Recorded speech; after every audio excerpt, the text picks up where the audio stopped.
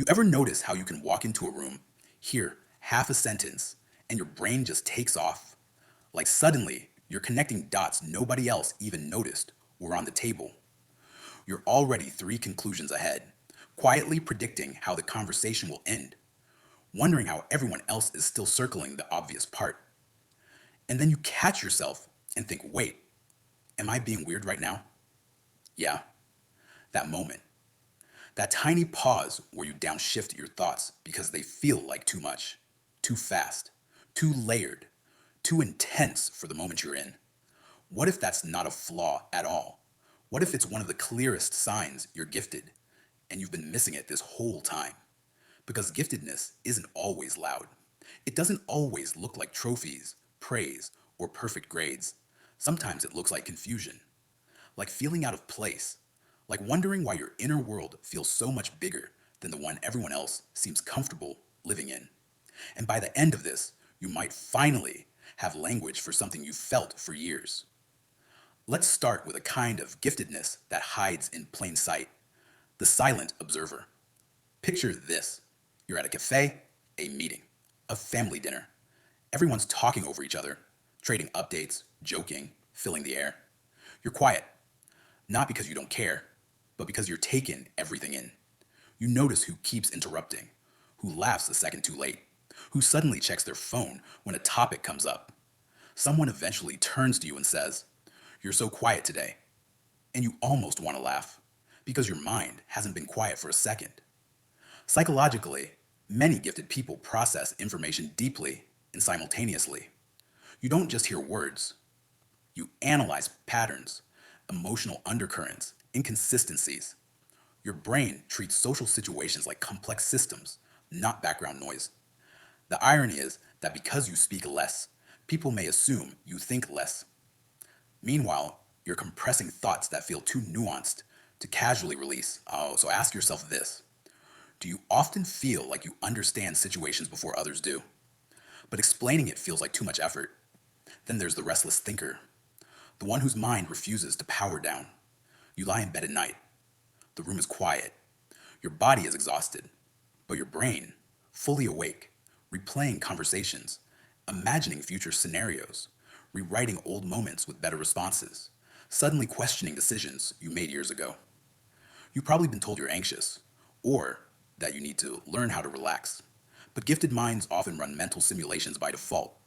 They don't just experience life, they analyze it, predict it, stress test it. Neurologically, this is linked to heightened connectivity between brain regions.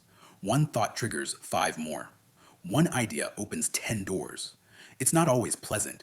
Overthinking can be heavy, even exhausting. But this same mental intensity is what allows gifted people to see possibilities others miss, to anticipate outcomes, to generate original ideas. So pause here and reflect. Does your mind feel like it's always switched on, even when you wish it would stop? Another profile shows up emotionally, and it's one of the most misunderstood. You feel things deeply. A movie doesn't just entertain you, it lingers. A song can shift your mood for hours. A casual comment can echo in your mind long after everyone else has forgotten it.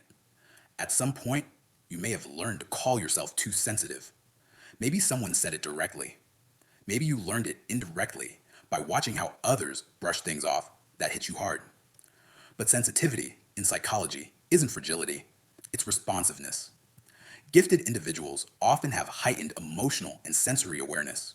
Your nervous system picks up subtleties others miss. That's why crowded spaces drain you. That's why shallow conversations feel hollow. That's why you crave depth, honesty, meaning. The downside? Emotional overwhelm. The upside? Profound empathy, intuition, and emotional intelligence. So ask yourself honestly, do you experience life in high definition, both the beauty and the discomfort?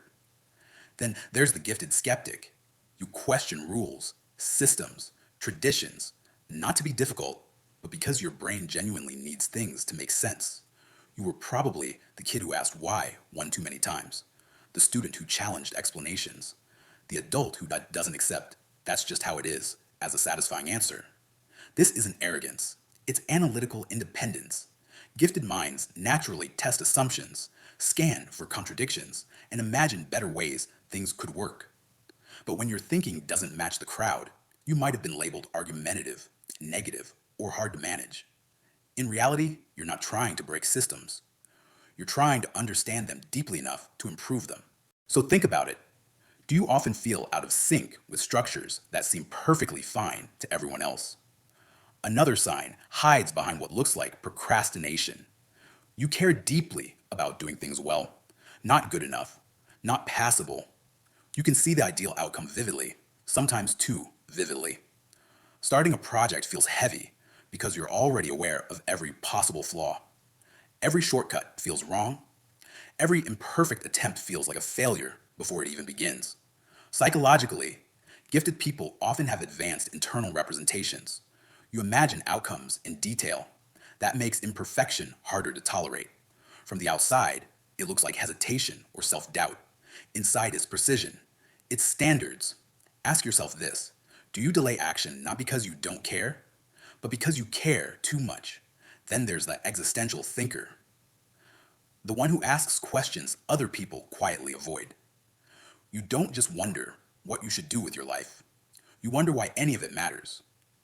You think about meaning, morality, purpose, sometimes at inconvenient times, like during small talk or while doing dishes. Gifted minds often turn inward early. They don't just live life, they reflect on it, sometimes to the point of discomfort. This can feel isolating, especially when people around you seem content not asking these questions at all. So ask yourself, have you ever felt older than your age or strangely out of place in conversations that feel shallow? Here's the part nobody really talks about. Many gifted people don't feel gifted. They feel different, or lonely, or bored, or misunderstood. Because giftedness isn't just intelligence, it's intensity, depth, speed, sensitivity. And our world doesn't always know what to do with those qualities unless they turn into visible success.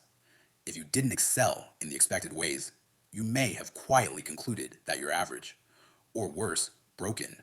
But what if your mind was never meant to fit neatly into boxes? What if the signs were always there, just mislabeled? So let me leave you with this.